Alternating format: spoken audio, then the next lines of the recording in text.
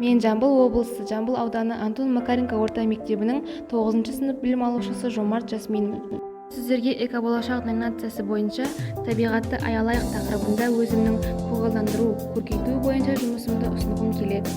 Қазіргі таңда дүниежүзілік техникалық прогресс пен адам әрекеті табиғаттағы тепе-теңдікті бұзып, болашақ ұрпақтың алдында ғаламдық экологиялық проблемалар тудыруда. Оны шешу үшін көгалдандыру жұмыстарын, экологиялық акциялар, аукциондар ұйымдастырған жөн. Мәселен, біздің мектепте экологиялық іс-шаралар көптеп жүргізіледі. Бұл оқушыларды еңбекке баулуға, табиғатты аялап қорғауға үйретеді. Мектептегі Жас ұлан ұйымының мүшесімін. Ол ұйымда ауылымызды, мектеп маңын, көктемде көгалдандыру жұмыстарын жүргіземіз. Мектеп үшін бөлме гүлдерін, ауысым бойынша кезекті күтімді жасаймыз. Мектеп маңына ағаштар, гүлдер отырғызамыз. Осындай тынымсыз еңбектің нәтижесінде 7 сыныпта Гүлстан үйірмесіне қатысып, гүлдерге күтім жасадық. 7 сынып мектеп оқушылары бұл үйірмеге белсене қатысты. Бүгін менің мақсатым «Эко-болашақ» бағыты бойынша мектебімізді көркейтуге, көгалдандыруға тынымсыз қызығушылық білдірген оқушыларымызға жылыжай орнын салып беру. Біз қазіргі таңда жылыжай жұмыстары бойынша ақсап тұр. Мәселен, қазіргі таңда жұмыс істейтін жылыжайлардың ауданы Ресейде 2000 гектар, Польшада 6000 гектар, Түркияда 41000 гектар, Голландияда 10000 гектар, Қытайда 1,5 миллион гектар болса, Қазақстанда бар болғаны 58,6 гектар жерді алып отыр екен. Бұл себепті мектебімізге шағын жылыжай орнын салу жоспарладық. Жылыжайымыздың ауданы 100 квадрат метр, ені 10 метр, ұзындығы 20 метр, биіктігі 3 метр болды. Осы жобада сызу пәнінің мұғалімі бізге жобаның суреті ретінде сызып берді.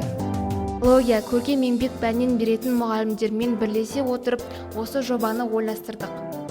Сонымен жылыжайымыздың өн бойын темірмен жабдықтауға қаражат жеткіліксіз болғандықтан, төменгі бөлігін ағашпен көтеріп, жоғарғы бөлігін темірмен жаптық. Ал сыртын полиэтиленді салафанмен жаптық. Оқушылармен бірлесе осы өсімдіктерге күтім жасадық. Күндіз жылыжайдың іші ыстық болғандықтан, кешке жақын өз қолымызбен өсімдіктерді суғарамыз. Жігіттер топыраққа қосымша табиғи тыңайтқыштар төседі. Қазіргі таңда жылыжайымыздан 5 келідей қияр, 6 келідей қызанақ, 2 келідей болгар бұрышын алдық. Өнімімізді алып біткен соң, қораған өнімдерді алып тастадық. Жылу мен жарықтың тапшылығына байланысты қыстың күні жұмыс жасай алмаймыз.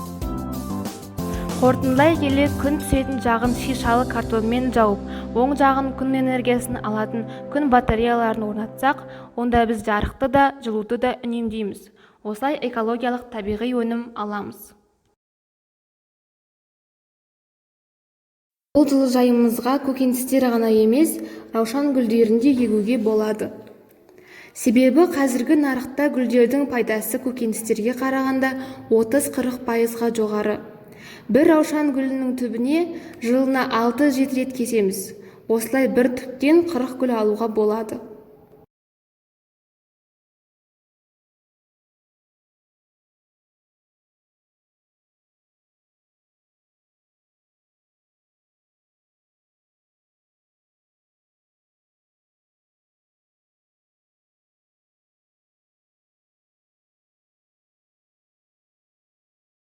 Назар қойып тыңдағандарыңызға рахмет, қош сау болыңыздар.